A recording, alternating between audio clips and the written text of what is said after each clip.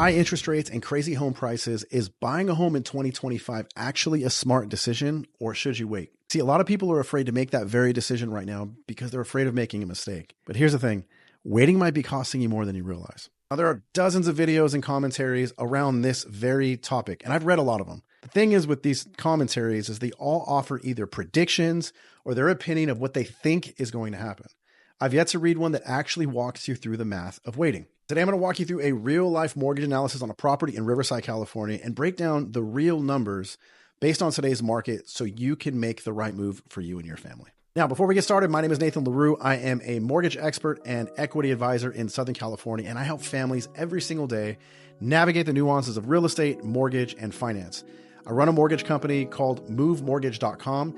If this is something that you'd like to accomplish in 2025, whether it's buying your first home, buying your first investment property, using equity to buy a business, or using equity to build an ADU or do a renovation, our team can help you. Head over to movemortgage.com/quiz.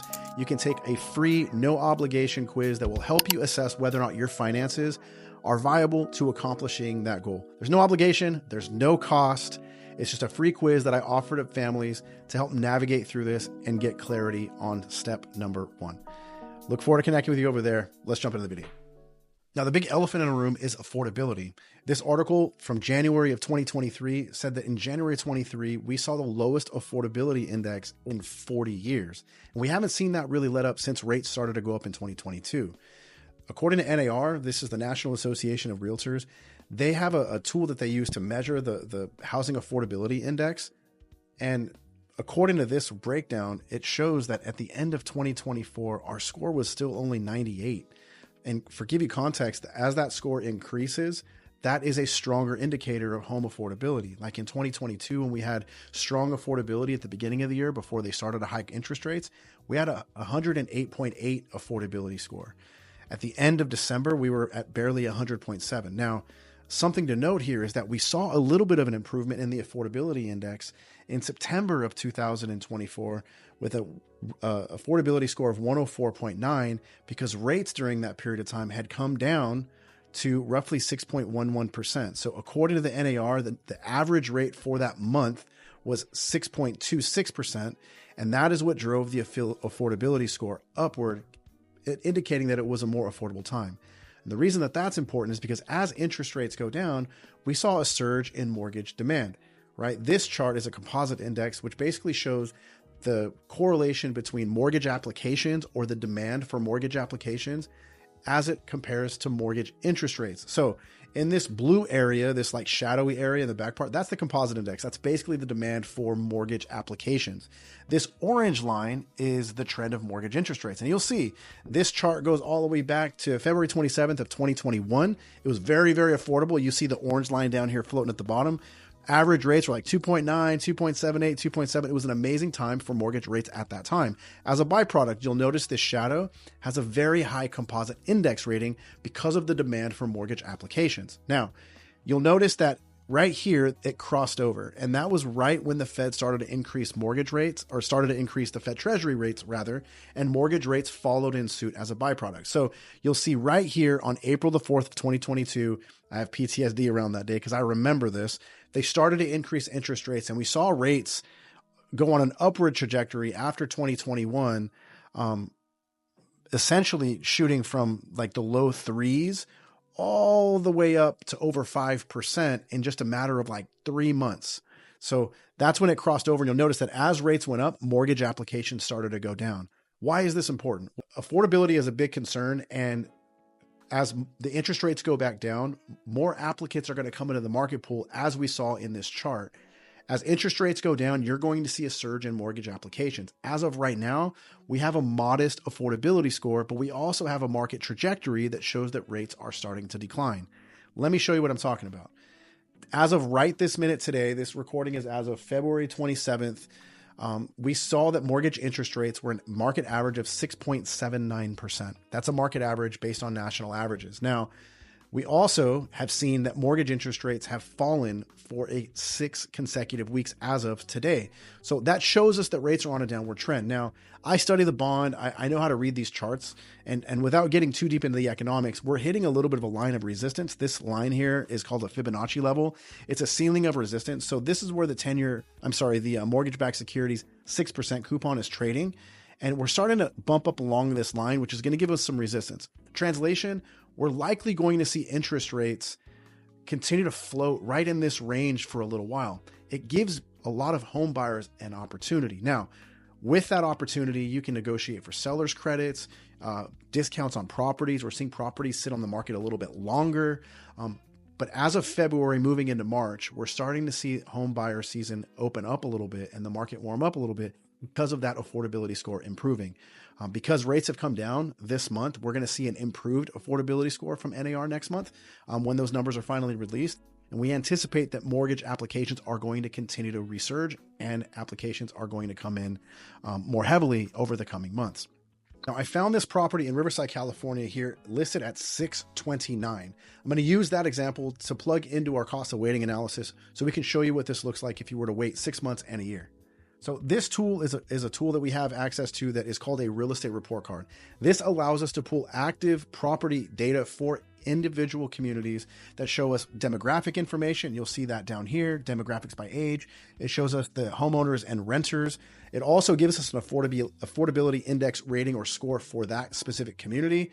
But the most important thing that we're looking at for this cost of waiting is this forecast appreciation. Now, they come to that by using an algorithm that takes into consideration all the data I just mentioned, plus the historical appreciation for that community. Now, the 63-year historical appreciation for this property is at 5.04%.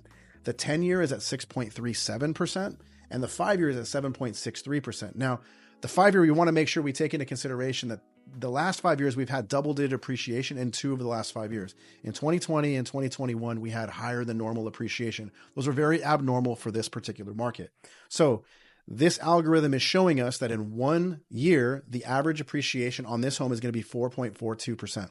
We'll use that for a metric on this cost of waiting analysis. It basically allows us to observe what the difference of cost is going to be between buying right now versus 1 year from now. So if you buy right now at $629,000, or you wait 6 months, that same property is worth $642,893 based on the property appreciation that we grabbed from this real estate report card of 4.42% there in year 1. So by plugging that in, basically in 1 year, that same house is going to be worth $656,786. Now, there is a difference in monthly payment, right? So coming down here a little bit, we'll see that the property value at $629 is here. Waiting 6 months is $642. Waiting 1 year is $656. Now, I priced this loan, and this analysis is based on an FHA loan. Now, I'm a broker. I have access to wholesale pricing. This rate at 5.99% obviously is dependent upon qualifications and all those various elements, but I was able to get a rate from one of our investors at 5.99% today. If the market improves and mortgage rates go down on this trajectory that we just laid out a minute ago, and rates get down to 5.49%, you're still leaving money on the table because of the appreciation and the fact that this home is so much more expensive. Compound that by a year. Let's say rates go down by 1 full percent. And to be honest, I don't know that we're going to see rates at 4.99 in as little as 12 months, but let's just pretend they did. Even with that, you're still leaving money on the table. Now, the difference in monthly payment, even with this higher purchase price 1 year from now, is $200 per month. So looking at the payment breakdown, the total cost of a monthly payment, and this property has an HOA, so that is the cost including everything: taxes, insurance, mortgage insurance, HOA, principal and interest. Everything is combined in this total housing expense cost. $49.79 is the payment if you were to go with that today.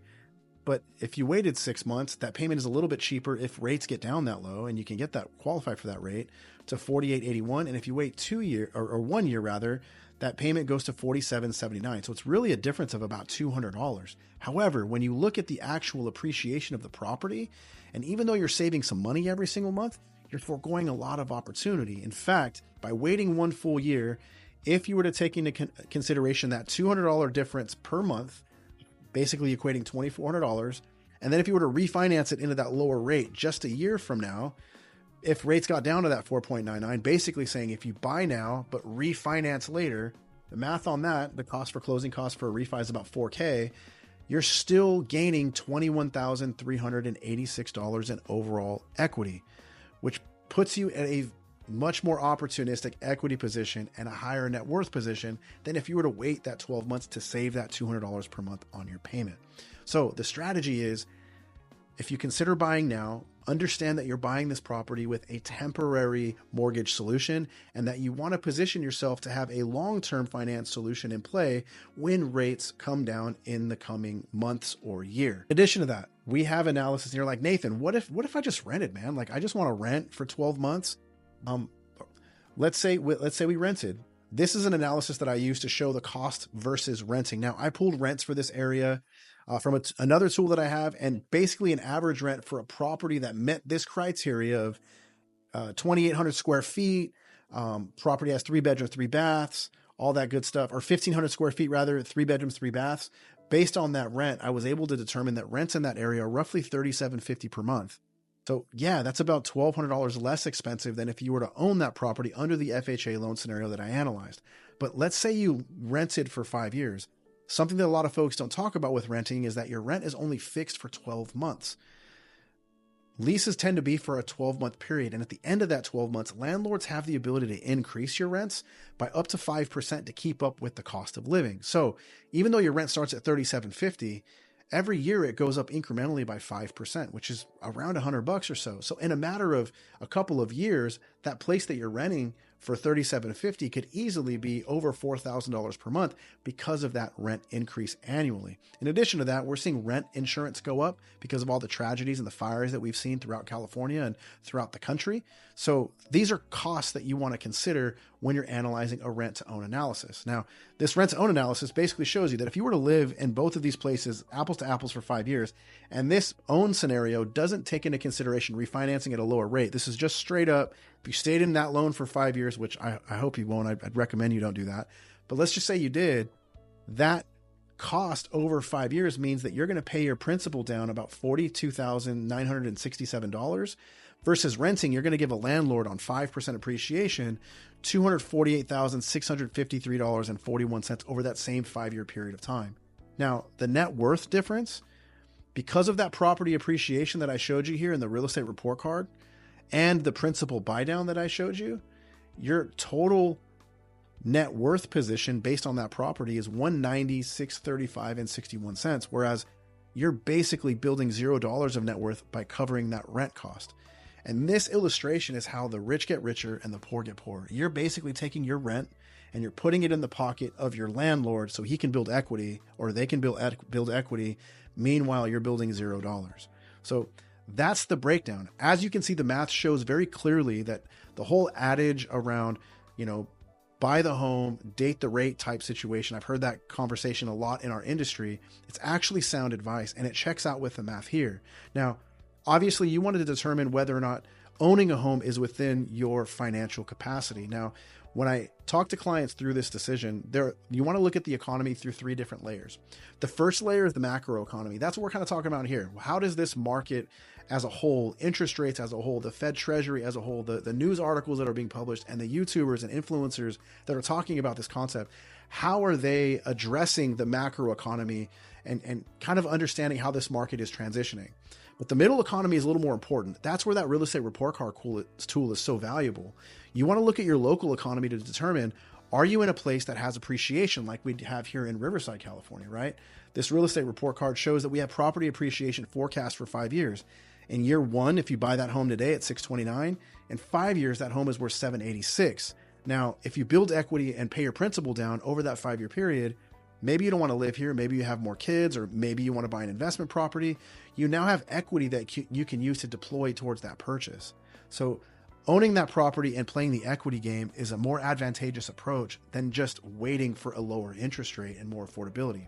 So noting your local economy in that second layer economy is very important. And we have a tool like this that we can plug any address in America to get clarity around that particular neighborhood. Now, the third economy, that's the most important economy in this entire equation, is your personal economy. Are you in a job that is secure? Are you in an industry that has positive upside? Are you going to be with your job for a long period of time? Are your finances in order? Do you have a savings? Do you have an emergency fund? These are all other elements that you would want to dig into as you navigate determining whether or not buying a home in 2025 is conducive for you and your family. Now, we've covered a ton, and my hope is that this information is valuable and helpful for you. If you did find it helpful, do me a favor, hit that like button or drop me a comment with some feedback. And if this is a conversation or goal that you're interested in pursuing here in 2025, I invite you, join the conversation, hit that subscribe button, follow along, and we'll catch you in the next video.